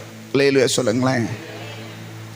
இவனுக்கு இப்பயே தெரிஞ்சிருச்சு, கர்த்தர் முன்னாடி போனார்னா பாடலோடு தான் திரும்பி வருவோம். லேலுயா சொல்லுங்களேன். இது விசுவாச செய்கை. நான் சொல்ல சண்டைக்கு போகணும்னா எதை கொண்டு போகணும்? ஈட்டி பட்டயம் அப்படி இப்படி தான் கொண்டு போகணும். அதுவும் வச்சிருக்கிறாங்க, இருந்தாலும் பாதுகாப்புக்கு வச்சுக்கோங்கடா. ஆனால் முன்னாடி போக வேண்டியது எது? அந்த வசனத்தை வாசிங்க. 21. பின்பு அவன் ஜனத்தோட ஆலோசனை பண்ணி, அவன் ஜனத்தோடு ஆலோசனை பண்றான். இங்க வருங்க, எல்லாரும் பாருங்க, கர்த்தர் நம்மளுக்காக யுத்தம் பண்ணுவேன்னு சொல்லிட்டார். நம்ம யுத்தம் பண்ண வேண்டிய அவசியம், அவர் சொல்லிட்டார், இந்த யுத்தம் என்னுடையது, இந்த யுத்தம் உங்களுடையது அல்ல, கிடையாது. அதனால ஏன் யுத்தம் இருக்காரு, அவர் யுத்தம் பண்ணுவாரு, நம்ம பார்க்கத்தேன் சும்மா பார்த்துக்கிட்டு இருக்க வேண்டாம். அதனால என்ன செய்வோம்னா அப்படின்னு சொல்லி ஒரு ஆலோசனை பண்ணி பரிசுத்தமுள்ள மகத்துவத்தை துதிக்கவும் ஆயுதம் அணிந்தவர்களுக்கு முன்னதாக நடந்து போய் கர்த்தரை துதியுங்கள், கர்த்தரை துதியுங்கள், அவர் கிருபை என்றும் உள்ளதென்று கர்த்தரை பாடவும் பாடகரை நிறுத்தினான். யாரை நிறுத்துறான்? போருக்கு போகும்போது போர் சேவகரை எல்லாம் நிறுத்தணும், இங்க பாடகரை நிறுத்துறான். என்ன தெரியுமா? கர்த்தர் நமக்காக யுத்தம் செய்வேன்னு சொல்லிட்டாரு, அவர் செய்வாரு. நம்ம போய் என்ன செய்ய போறோம்? ஒரு பாட்டு பாடி சோத்திரம் பண்ண போறோம். ஆமேன்னு சொல்லுங்களேன். பேசாம போகும்போதே பாடிக்கிட்டு போயிடுவோம்னு சொல்லிட்டு இங்க இருந்தே என்ன செய்யறாங்கன்னா, எக்காலத்தையும் பூரிகைகளையும் அவர்கள் ஊதி பாடி துதி செய்ய தொடங்கினார்களாம். அந்த வசனத்தை வாசிங்க, 22. அவர்கள் பாடி துதி செய்ய தொடங்கின போது அவங்க வெட்டுண்டு கீழே விழுந்ததுக்கு அப்புறமெல்லாம் எல்லாத்தையும் பார்த்ததுக்கு அப்புறம் செய்யல, தோத்து போனதுக்கு அப்புறம் செய்யல, ஜெயம் கொண்டுட்டு அள்ளிட்டு வந்ததுக்கு அப்புறம் பாடல. கர்த்தர் சொன்னாரு, ஏன் யுத்தம் சொல்லியிருக்காரு, அவர் செஞ்சிருவார். அதனால நம்ம இப்ப பாட்டு பாட ஆரம்பிச்சிருவோம் அப்படின்ட்டாங்க. இவங்க பூராமே அந்த பெரிய வாளையும் கேடகத்தையும் எல்லாத்தையும் மாட்டிக்கிட்டு கர்த்தர் நல்லவர் துதியுங்கள் பாடுறாங்க. என்ன கொடுமைன்னு பாருங்க. இதே விசுவாசம் செய்ய போய் சண்டை போடுறதுக்கு ஆயத்தம் பண்ணா மூர்க்கமா இருக்கணும். இங்க ஒரே துதி, இங்க ஒரே பாட்டு. என்ன பாட்டு? கர்த்தர் நல்லவர் துதியுங்கள், அவர் கிருபை என்றும் உள்ளது. இப்படி நான் நினைக்கிறேன், இப்படி கத்தியோ இப்படி கடையை சங்கு சங்கு சங்கு சங்கு சங்கு அப்படி அடிச்சிருப்பாங்க நினைக்கிறேன். நம்ம இப்ப மியூசிக் போடுறதுக்கு என்ன செய்யறது? கையில என்ன கொட்டா இருக்குது, இங்கிட்டு வாள் இருக்குது, இங்கிட்டு கேடயம் இருக்குது, அப்புறம் என்ன செய்யுது? கர்த்தர் நல்லவர் துதியுங்கள் அப்படித்தானே சொல்லியிருப்பாங்க. நான் அப்படித்தான் கற்பனை பண்றேன். அப்படி பாட்டு பாடி துதி செய்ய தொடங்கின உடனே என்ன நடந்தது அப்படின்னா, யூதாவுக்கு விரோதமாய் வந்த பதிவிருந்த அம்மோன் புத்திரரையும் மோவாபியரையும் சேயீர் மலை தேசத்தாரையும் ஒருவருக்கு விரோதமாய் ஒருவரை கர்த்தர் எழும்ப பண்ணினதினால் இவங்க எல்லாரும் சேர்ந்து இவனுக்கு விரோதமா வந்தாங்க. யாருக்கு விரோதமா வந்தாங்க? யூதாவுக்கு விரோதமா, யோசேப்புக்கு விரோதமா, அந்த எருசலேமுக்கு விரோதமா வந்தாங்க. யார் யார் வந்தா? யார் வந்தா? அம்மோன் புத்திரர், மோவாபியர், சேயீர் மலை தேசத்தார். 3 பெரிய தேசத்தை சேர்ந்து ஒருத்தனை துரத்துறதுக்கு, ஒருத்தனை மேற்கொள்றதுக்கு, ஒருத்தனை அடிக்கிறதுக்கு வர்றாங்க. இவர்கள் பாடி துதி செய்ய தொடங்கின பொழுது என்னாச்சு? ஒருவருக்கு விரோதமாய் ஒருவர். இவங்க 3 பேரும் சேர்ந்து ஒருத்தன் அடிக்க வந்தா அவங்களுக்கு விரோதமாகவே அவங்களை எழுப்பி கர்த்தர் ஒருத்தர் போடுதல. இவன் போடுதல, இவன் போடுதல, இவனை போடுதல. கடைசியில பார்த்தா 3 பேரும் செத்து போனாங்க. அல்லேலூயா சொல்லுங்களேன். இது நான் என்ன சொல்றேன்னா, கர்த்தர் வந்து செஞ்சாருன்னா காரியம் கனகச்சிதமா முடியும். நான் சொல்றேன், இவங்க மொத்தமா போய் இந்த 3 பேரையும் அடிச்சு 3 பேரையும் காலி பண்ண முன்னாடி 3 பேரும் சேர்ந்து இவங்களை என்ன செஞ்சிருவாங்க? காலி பண்ணி விடுவாங்க. ஏன்னா 1க்கு 3 வருது, 3 தேசம் வருது. மோவாபியர், அம்மோனியர், சேயீர் மலை தேசத்தார். இப்படிப்பட்டதான நிலைமையில கர்த்தர் யுத்தம் பண்ணுவார் அல்லது கர்த்தர் யுத்தம் பண்ணுவேன்னு சொன்னார் அப்படின்னா அதை விசுவாசிச்சு கர்த்தருக்கு ஸ்தோத்திரம் செலுத்தும் போது அவங்களுக்குள்ளேயே ஒரு குழப்பத்தை உண்டு பண்ணினார். ஆமேன்னு சொல்லுங்களேன். 3 பேர் ஒருமனப்பட்டு வந்தாங்களா, ஒருமனப்படாம வந்தாங்களா? ஒருமனப்பட்டு தான் வந்தாங்க. முதல்ல வரும்போது 3 பேரும் வந்து எருசலேமை என்ன செய்யணும்? பிடிக்கணும். யோசபாத்தை காலி பண்ணணும், அந்த தேசத்தை நம்ம அபகரிக்கணும், போய் நம்ம பிடிக்கணும் தான் வந்தாங்க. வந்து உக்காந்துருக்காங்க. இவங்க வந்து பாட ஆண்டவருடைய வார்த்தையை பெற்று ஆண்டவரை துதிக்க ஆரம்பிச்ச உடனே அங்க ஒரு மனம் கொலைந்தது. ஒருத்தருக்கு ஒரு விரோதமாய் ஒருத்தரை கர்த்தர் என்ன செஞ்சாரு? எழும்ப பண்ண. இன்னைக்கு ஆண்டவர் சொல்ற வார்த்தை உங்களுக்கு தீர்க்க தரிசனமா, உனக்கு விரோதமா இருக்கிற எல்லா கூட்டமும் ஒருமனப்பட்டு இருக்கலாம், ஆனா நீ எனக்கு முன்பதாக ஒருமனப்பட்டா அந்த ஒருமனதை கொலைக்க என்னுடைய வல்லமை போதும். ஆமேன்னு சொல்லுங்களேன். உனக்கு விரோதமா ஒருமனப்பட்டு உன்னை அழிக்கணும்னு நினைக்கிற அந்த கூட்டத்தை சிதறடிக்கிறதற்கு ஒருமன குலைச்சலின் ஆவியை மட்டும்தான் அனுப்புவார் கர்த்தர், வேற ஒண்ணுமே செய்ய மாட்டார். அங்க வசனம் சொல்லுது, ஒருவருக்கு விரோதமாய் ஒருவரை கர்த்தர் எழும்ப பண்ணினார். ஆமென். ஐயா, ஒருவருக்கு விரோதமா அந்த 3 பேரும் எழும்பி வந்தாங்க. இப்ப ஒருவருக்கு விரோதமா ஒருவரை கர்த்தர் எழும்ப அப்படி ட்விஸ்ட் பண்ணார் பாருங்க. 3 பேருமே செத்து போனாங்க. இதுக்கு காரணம் என்னன்னு நினைக்கிறீங்க? யோசபாத்து ரொம்ப நீதிமானா இருந்தாரா? யோசபாத்து ரொம்ப பரிசுத்தவானா இருந்தாரா? திறமை வாய்ந்தவரா இருந்தாரா? இல்லை, கர்த்தருக்கு பயந்து, கர்த்தர் சொல்றத கேட்டு. ஒரு ராஜாங்க, ஒரு தேசத்தின் ராஜா. அந்த வசனத்தை வாசிங்க பார்க்கலாம்.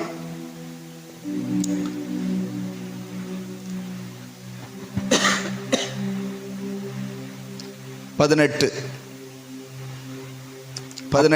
அப்பொழுது யோசபாத், எப்பொழுது அப்படின்னா, கர்த்தர் ஒரு வார்த்தை சொன்ன உடனே, கர்த்தர் அதற்கான காரியத்துக்கு பதில் சொன்ன உடனே, அப்பொழுது யோசபாத் தரை மட்டும் முகம் குனிந்தான். அப்படின்னா என்னங்க அர்த்தம்?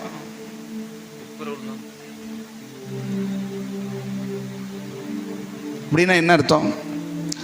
தரை மட்டும், இந்த இதன் தரை, நிக்கிற தரை, முகம் தரையில படுறது மாதிரி முகம் குப்புற, முகம் தரையில படும்படி குனிந்து. ஒரு ராஜா எப்பயுமே நீங்க நினைக்கிறீங்க, நீங்க பார்த்துருப்பீங்கன்னா, அந்த சிங்காசனத்தில் உட்கார்ந்துருக்கும் போது தலையில கிரீடம் இருக்கும். அவர் என்னதே கவலை வந்தாலும் இப்படி தொங்க போட மாட்டார், தெரியுமா உங்களுக்கு?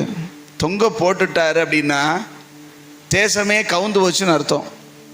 என்ன, தலையை தொங்க போட்டுக்கிட்டு கன்னத்தில் கை வச்சுட்டு தேசம் கவுந்து போனோம் அப்படிம்பாங்க.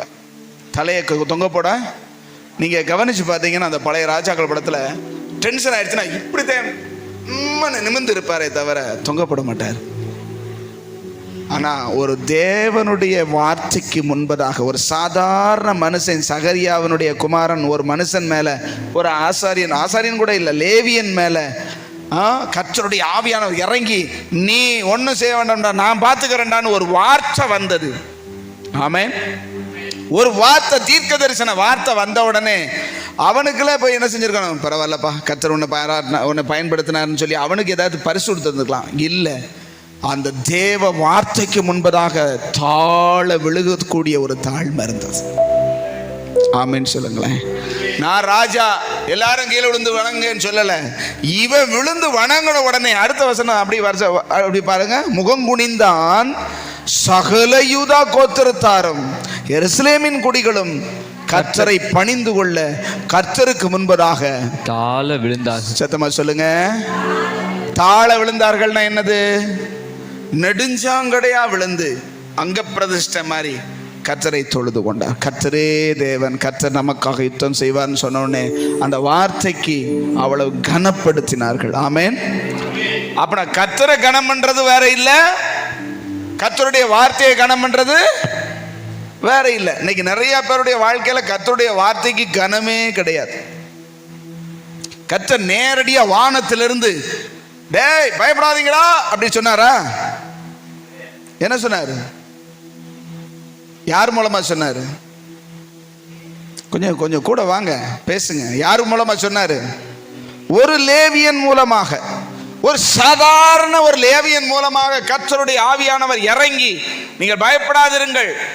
யோசபாத்தே, ராஜாவை பார்த்து சொல்ற, யோசபாத்தே, ராஜாவை பார்த்து பேர் சொல்ல முடியுமா? போய் நரேந்திர மோடியே அப்படி சொல்ல முடியுமா? ஐயா பிரதமர் ஐயா அப்படின்னு தானே சொல்ல முடியும். அதாவது அதனா நேருக்கு நேராக பேசும்போது, அவர் இல்லாத போது பேர் சொல்லலாம். இப்போ ஸ்டாலின் ஐயாவே இருக்காருன்னா நம்ம இங்கே ஸ்டாலின் ஐயாமோ, நேராக போனால் ஐயா முதல்வர் ஐயா அப்படி தானே பேசுவோம். ஏன்னா பதவியைத்தான் சொல்லுவோம். இவன் நேருக்கு நேரம் ஏதாவது கர்த்தர் பேசுறது. அங்கே சொல்ல பாரு, சகல யூதா கோத்திரத்தாரே எருசலேமின் குடிகளே ராஜாவாகிய யோசபாத்தே. கர்த்தர் பேசினா இப்படி தான் பேசுவார். ஆமென். எவ்வளவு தைரியம்டா! நேற்று ஒரு பொடியே என்னைய பார்த்து யோசபாத்தேங்கிற அப்படின்னு சொல்லாம முகங்குப்புற விழுகிறான். ஆமென் சொல்லுங்களேன். நான் எதுக்கு சொல்றேன்னா, கர்த்தர் யாரை கொண்டு பேசினாலும் அந்த வார்த்தைக்கு கனம் கொடுக்க அவனுக்கு தெரிஞ்சிருந்தது. அல்லேலூயா சொல்லுங்க. ஆனா இன்னைக்கு எத்தனை பேர் பேசுகிறவரை வச்சுத்தேன் மதிப்பே தவிர பேசுகிற வார்த்தைக்கு மதிப்பு இன்னைக்கு நிறைய பேர்கிட்ட இல்லை. அதனால தான் நம்முடைய வாழ்க்கையில் மாற்றமே வரல. அல்லேலூயா. அன்னைக்கு ஒரு பிரதான ஆசாரியன் மூலமா கர்த்தர் பேசியிருந்தான்னா கூட பரவாயில்ல, ஒரு சாதாரண லேவியன் அவன் மூலமாய் கர்த்தர் பேசின உடனே ஒரு தேசத்தின் ராஜா சாஷ்டாங்கமாய் விழுந்து முகங்குப்புறம் விழுந்து பணிந்து கொண்டான். அவன் பணிந்த உடனே ஜனங்கள் பார்த்து எல்லாரும் தாழ விழுந்து பணிந்து கொண்டார்கள். அல்லேலூயா. அதுக்கப்புறமா சொல்றான், கர்த்தர் நமக்காக யுத்தம் செய்ய புறப்பட்டாரு, செய்வேன்னு சொல்லிட்டாரு, ஆனபடினால நம்ம பாட்டு பாட ஆரம்பிச்சிருவோம் அப்படின்னு சொல்லி அவன் பாடகரை நிறுத்தினான். பாடினார்கள். ஒருவருக்கு விரோதமாய் ஒருவரை கர்த்தர் எழும்ப பண்ணி எல்லா எதிரிகளும், அங்க வசனம் சொல்லுது பாருங்க, செத்த பிரேதங்களாய் கிடந்தார்கள். வாசிங்க 24. யூதா மனுஷர் வனாந்தரத்தில் உள்ள சாமக்கூட கூட்டண்டையிலே வந்து அந்த ஏராளமான கூட்டம் இருக்கும் திசையை நோக்கி பார்க்கும்போது இதோ அவர்கள் தரையிலே விழுந்து கிடக்கிற, இவன் கர்த்தருக்கு முன்பதாக தரையில விழுந்தான், இவனுடைய எதிரிகள் செத்த பிரேதங்களாய் தரையில விழுந்தார்கள். அல்லேலூயா. இன்னைக்கு நம்முடைய எதிரிகள் ஏன் தலை தூக்குகிறார்கள் என்றால், நம்முடைய வாழ்க்கையில ஏன் பிரச்சனை தலை தூக்குதுன்னா, நீ தேவனுக்கு முன்பதாக தலை தூக்கி இருக்க, தேவனுக்கு முன்பதாக தலை குனிஞ்சு தலை வணங்கி, அங்க சொல்றாரு தாழ விழுந்து பணிந்தார்கள். ஆமென். அங்க சொல்ல செத்த பிரேதங்களாய் அவர்கள் தரையிலே விழுந்து கிடக்கிறதை கண்டார்கள். அடுத்த வார்த்தை சொல்லுது, ஒருவரும் தப்பவில்லை. ஒருவரும். யாருங்க போய் சண்டை போட்டா? யோசபாத்தினுடைய கூட்டமா போய் சண்டை போட்டது இல்ல.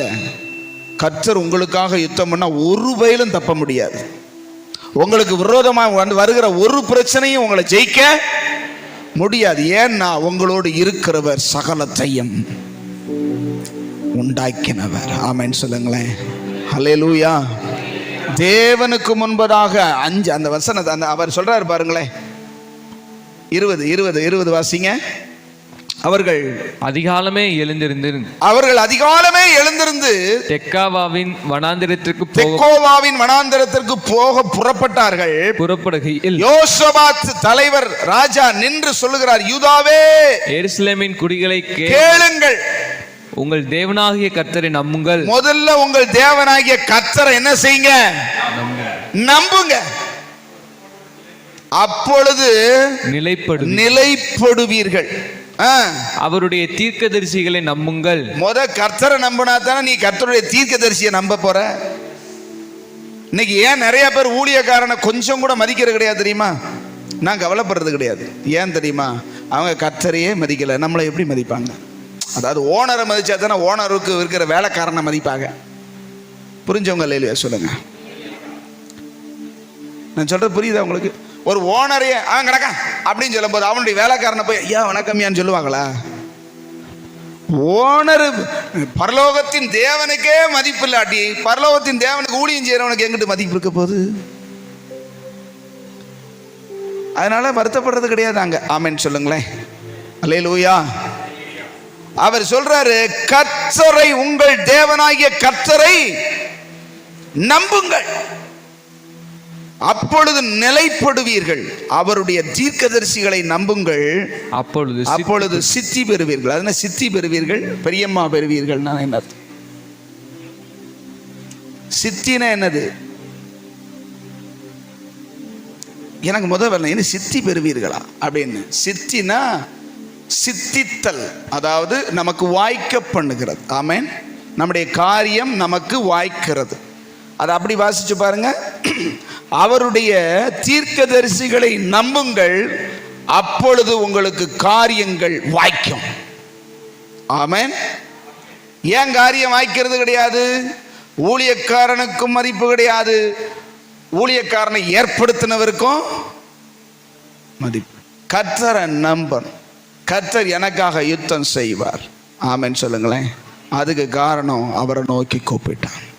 உண்மையாய் தம்மை நோக்கி கூப்பிடுகிற யாவருக்கும் அவர் சமீபமாயிருக்கிறார். அல்லேலூயா. கூப்பிடுகிற காக்கை குஞ்சுக்கும் அவர் என்ன செய்கிறார்? ஆகாரம் கொடுக்கிறார். ஆண்டவர் இன்னைக்கு சொல்ற, உங்களுக்கு பிரச்சனை எவ்வளவு பெருசா இருக்கட்டும், உங்க போராட்டம் எவ்வளவு பெருசா இருக்கட்டும், மனிதரால புரிந்து கொள்ளவோ மனிதருடைய மூளைக்கு ஏற்ற அளவுக்கு இல்லாம இருக்கலாம், அப்படிப்பட்ட பிரச்சனையை கர்த்தருக்கு லேசான காரியம். ஆமென் சொல்லுங்களேன். நீங்க தேவனுடைய சமூகத்துல முழங்கால் படிட்டு, ஆண்டவரே நீர் பாரும், இதுக்கு முன்பதாக நிற்க எங்களுக்கு பலன் இல்லை. எங்கள் நிலைமை உங்களுக்கு தெரியும். என்ன செய்கிறதுன்னு எங்களுக்கு ஒன்றும் புரியலை. எங்கள் கண்கள் உண்மைத்தான் பார்த்துக்கிட்டே இருக்குது. நீங்கள் என்ன செய்ய போகிறீங்க டாடி அப்படின்னு சொல்லி நீங்கள் உண்மையான இருதயத்தோடு கூட தேடும்போது கர்த்தர் ஒரு சொல்யூஷனை உண்டாக்குவார். உங்களுக்கு விரோதமாக எழும்பி இருக்கிறவர்களை அவர்களுக்கு விரோதமாகவே எழும்ப பண்ணி ஒன்றுமில்லாமல் ஆக்க தேவன் போதுமானவராக இருக்கிறார். ஹல்லேலூயா, ஹல்லேலூயா சொல்லுங்க. நீங்கள் முதல்ல கர்த்தரை நம்புங்க. அவரை கூப்பிட்டா அவர் எனக்கு பதில் கொடுப்பார். எப்படி கொடுப்பார்? பொத்துன்னு வானத்திலேருந்து கொடுப்பார்ல. எப்படி கொடுத்தாலும், சின்ன பிள்ளை மூலமா சொன்னாலும் சரி, ஒரு வேலைக்கான மூலமா சொன்னாலும் கர்த்தரை நம்பணும். ஆமென் சொல்லுங்களேன். ஹல்லேலூயா, ஹல்லேலூயா சொல்லுங்க. மறுபடியும் அந்த வசனத்தை 33:3 வாசிங்க. 33:3 நம்ம எல்லாம் சேர்ந்து வாசிப்போம். என்னை நோக்கி கூப்பிடு, அப்பொழுது நான் உனக்கு உத்தரவு கொடுப்பேன். உத்தரவு என்ன? உத்தரவு உன்னை எப்படி விடுவிக்கிறதுன்னு எனக்கு தெரியும். உனக்கு எப்படி நன்மை செய்யறதுன்னு எனக்கு தெரியும். உனக்கு உத்தரவு. எங்க உத்தரவு? உனக்கு உத்தரவுன்னா உன்கிட்ட இல்லை, உன்னை விடுவிக்கிறதுக்கான உத்தரவை நான் பிறப்பிப்பேன். ஆமென் சொல்லுங்க. உன்னை காப்பாற்றுறதுக்கான காரியத்துக்கு நான் உத்தரவு கொடுப்பேன். ஆனா நீ அறிய மாட்ட, உனக்கு தெரியாது, என்ன செய்வேன்னு தெரியாது. ஆமென் சொல்லுங்களேன். உன் புத்திக்கே எட்டாத காரியம். யோசபாத்திட்ட சொன்னாரா? யோசபாத்திட்டே ஒன்றும் கவலைப்படாதா, நான் அவங்கள ஒவ்வொருத்தனுக்கு விரோதமாக ஒருத்தனை எழும்ப பண்ணி அவங்களே நான் சோழியை முடிச்சிடறேன்டா சொன்னாரா? ஓ யுத்தம் இல்லை, இது ஏன் யுத்தம், நான் பார்த்துக்கிறேன் போ, அவ்வளோதான் சொல்லுவார். ஆமென் சொல்லுங்களேன். உன் புத்தி கேட்டாத, உன்னுடைய சிந்தனை கேட்டாத, உனக்கு அறியாத, நீ தெரியாத வழியில் நான் என்ன செய்வேன்? ஹல்லேலூயா. ஆண்டவரை விசுவாசிக்கிறீங்களா? அப்படி எழும்பி நிற்கலாம். ஆண்டவரே, நாங்கள் உம்மை நோக்கி கூப்பிடுகிறதுல குறைவுடையவர்களாக இருக்கிறோம். ஆனால் நீங்கள் எங்களுக்காக நிற்கிறீங்க. நீங்கள் எங்களுக்கு மறு உத்தரவு கொடுக்க ஆயத்தமாக இருக்கிறீங்க. எங்களுக்கு தெரியாததையும் எங்கள் புத்திக்கே எட்டாததையும் செய்ய வல்லமை உள்ள தேவன் நீரப்பா. உம்மை நோக்கி கூப்பிடுகிறோம். எல்லாரும் அவரை நோக்கி பார்க்கலாம். எல்லாருக்கும் பிரச்சனைகள் உண்டு, எல்லாருக்கும் போராட்டங்கள் உண்டு, எல்லாருக்கும் தேவைகள் உண்டு, எல்லாருக்கும் ஏதோ ஒரு விதத்தில் ஆண்டவரிடத்திலிருந்து வல்லமை வெளிப்பட்டு ஆகணும். வேற வழியே இல்லை. இதை மனிதரால் கூடாதது, மனிதரால் செய்ய முடியாது, உங்களால் தான் முடியும். ஆண்டவரே சொல்லுங்க. ஆண்டவர் எல்லாம் முழங்க ஆண்டவர் சமூகத்தில் முழு இருதயத்தோட எழும்பி நின்று கையை உயர்த்தி, ஆண்டவரே எங்க கண்கள் உண்மையே நோக்கி கொண்டிருக்கிறதப்பா, எங்க கண்ணு உங்களையே பார்த்துக்கிட்டு இருக்கிறது. நீங்க தான் இதுக்கு வழி செய்யணும். சொல்லுங்க, நீங்க தான் இதுக்கு வழி செய்யணும். என் பிரச்சனைக்கு மனுஷனிடத்துல கேட்டு பிரயோஜனம் இல்லை. என் பிரச்சனைய மனுஷன்கிட்ட சொல்லி ஒரு பிரயோஜனம் இல்லை. நாங்க உங்க முகத்தை தேடி வந்திருக்கிறோம். உங்களையே நோக்கி பார்க்கிறோம், உங்களையே நம்பி இருக்கிறோம். நீர் எந்த வழி காட்டுவீர் என்று வழி மேல விழி வைத்து பார்த்து கொண்டே இருக்கிறோம். என்னை நோக்கி கூப்பிடுன்னு சொன்னீரே, நீர் நாங்களும் கூப்பிட்டு கொண்டே இருக்கிறோம். சொல்லுங்க, கூப்பிட்டு கொண்டே இருக்கிறோம். உம்மை நோக்கி பார்த்து கொண்டே இருக்கிறோம். உங்களால தான் எங்களுக்கு விடுதலை, உங்களால தான் எங்களுக்கு சுகம், உங்களால தான் எங்களுக்கு நன்மை, உங்களால தான் எங்க வாழ்க்கை ஆசீர்வதிக்கப்படும். நீங்க ஒரு வார்த்தை சொன்னா போதும் அப்பா. சொல்லுங்க, நீங்க ஒரே ஒரு வார்த்தை சொன்னா நான் பார்த்துக்கிறேன்டா, இது உன் யுத்தம் இல்லை என் யுத்தம்னு சொன்ன ஒரு வார்த்தைனால அந்த 3 ஜாதிகளும் ஒன்றும் இல்லாமல் போய் தோற்று போனார்களே அப்பா. பிரேதங்களாய் கிடந்தார்களே அப்பா. இவர்கள் போய் கொள்ளையிட்டு வந்தார்கள் என்று வாசிக்கிறோமே. ஒரே நாளில் யுத்தம் தலைகீழாய் மாறி ஜெயமாய் மாறி பராக்காவில் கூடி ஸ்தோத்திரம் செலுத்தினார்களே. ஆண்டவரே, நாங்களும் உம்மை நம்பி இருக்கிறோம். ஆண்டவரே, ஹல்லேலூயா. ஆண்டவரை நம்பி, ஆண்டவரை சார்ந்து, ஆண்டவரை பற்றி கொண்ட ஒருவரும் வெட்கப்பட்டு போனதே இல்லை. அவர் அவர்களுக்காக யுத்தம் செய்வார். சொல்லுங்க, எனக்காக கர்த்தர் யுத்தம் செய்வார். வாயை திறந்து சொல்லுங்க சிஸ்டர், சொல்லுங்க அக்கா, சொல்லுங்க அண்ணே, அண்ணே சொல்லுங்க. ஆண்டவர் சமூகம், எனக்காக கர்த்தர் யுத்தம் செய்வார், எனக்காக யுத்தம் செய்வார். என் பிரச்சனையை அவர் பிரச்சனையா எடுப்பாரு, எனக்காக அவர் களத்துல இறங்குவாரு. என் கண்ணு அவரையே நோக்கி கொண்டிருக்கிறது, என் கண்ணு அவரையே பார்த்து கொண்டிருக்கிறது. என் நிலைமை எனக்கு தெரியும், எனக்கு நிக்க பலன் இல்லை, எனக்கு எதிர்க்க பலன் இல்லை, எனக்கு இதை சமாளிக்க பலன் இல்லை. ஆனா கர்த்தர், ஆண்டவரே நீங்க என்ன செய்ய போறீங்கப்பா சொல்லுங்க, நீங்க என்ன செய்யறீங்களோ செய்யுங்கப்பா. உங்க சமூகத்துல தாழ விழுகிறோம் சொல்லுங்க, உங்க சமூகத்துல எங்களை தாழ ஒப்பு கொடுக்கிறோம், அர்ப்பணிக்கிறோம். உங்க வார்த்தையை நம்புறோம் சொல்லுங்க, உங்க வார்த்தையை நம்புறோம். ஆண்டவரே உங்க ஊழியக்காரருடைய வாயிலிருந்து வர்ற வார்த்தையை நம்புறோம். உங்களை நம்புறது, உங்க வார்த்தையை நம்புறது ஒண்ணுதானப்பா. ஹல்லேலூயா. அவரை நம்பி இருக்கிற ஒருத்தரையும் அவர் வெட்கப்பட விட மாட்டார், வெட்கப்பட்டு போவதில்லை. ஆமென் சொல்லுங்க. வெட்கப்பட்டு நான் போவதில்லை அப்படி சொல்லுங்க, அறிக்கை செய்யுங்க. ஏனென்றால் நான் பார்த்திருக்கிறது மனிதனை அல்ல, தேவாதி தேவனை, எனக்காக யுத்தம் செய்கிற தேவனை, எனக்காக எல்லாவற்றையும் செய்து முடிக்கிற தேவனை. உங்க பிரச்சனையை அவர் பார்த்துக்கிடுவார் சொல்லுங்க, என் பிரச்சனையை அவர் பார்த்துக்கிடுவார். இது என்னுடைய யுத்தம் அல்ல, அது அவருடைய யுத்தம். அவரே காரியத்தை வாய்க்க பண்ணுவார். ஹல்லேலூயா, ஹல்லேலூயா, ஹல்லேலூயா. நன்றி ஆண்டவரே, நன்றி நன்றி நன்றி சொல்லுங்க. உங்க பிரச்சனையின் மத்தியில நன்றி சொல்ல பாட ஆரம்பிச்சிருங்க. உங்களுக்கு இருக்கிற பிரச்சனையில கர்த்தர் உங்களுக்கு ஒரு வார்த்தை கொடுத்தாருன்னா சந்தோஷமா துதிக்க ஆரம்பிச்சிருங்க. அவர் எனக்காக யாவையும் செய்து முடிப்பார். ஹல்லேலூயா. எனக்காகவே யாவையும் செய்து முடித்தீர், நன்றி நன்றி ஐயா. என் பாவங்கள் யாவையும் சுமந்து கொண்டீரே, நன்றி நன்றி ஐயா. எனக்காகவே யாவையும் செய்து முடித்தீர், நன்றி நன்றி ஐயா. என் பாவங்கள் யாவையும் சுமந்து கொண்டீரே, நன்றி நன்றி ஐயா. நினைப்பதற்கும் ஜெபிப்பதற்கும் அதிகமாக தருபவரே, நினைப்பதற்கும் ஜெபிப்பதற்கும் அதிகமாக செய்பவரே, எனக்காகவே யாவையும் செய்து முடித்தீ, நன்றி நன்றி ஐயா. என் பாவங்கள் யாவையும் சுமந்து கொண்டீரே, நன்றி நன்றி ஐயா.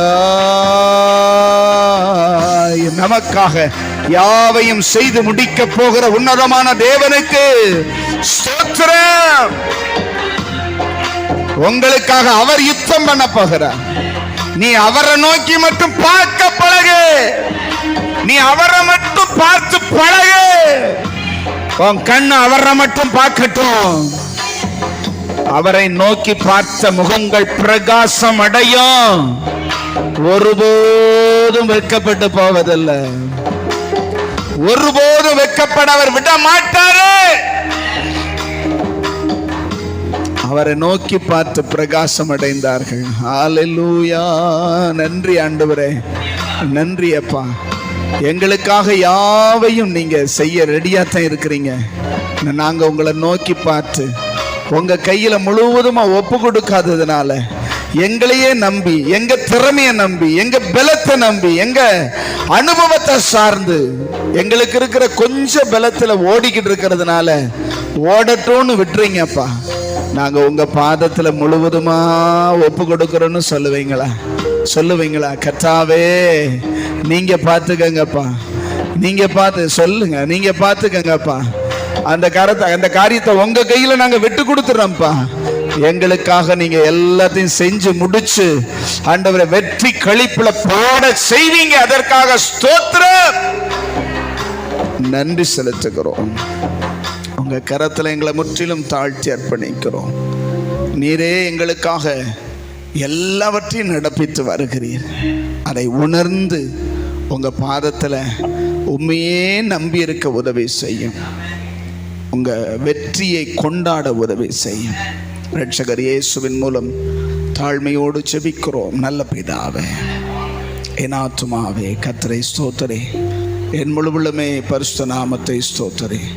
என் ஆத்துமாவே கர்த்தரை ஸ்தோத்திரே, கர்த்தர் செய்த சகல உபகாரங்களையும் மறவாதே. ஆமென், ஆமென். அல்லேலூயா. God bless you. Praise the Lord. Praise the Lord.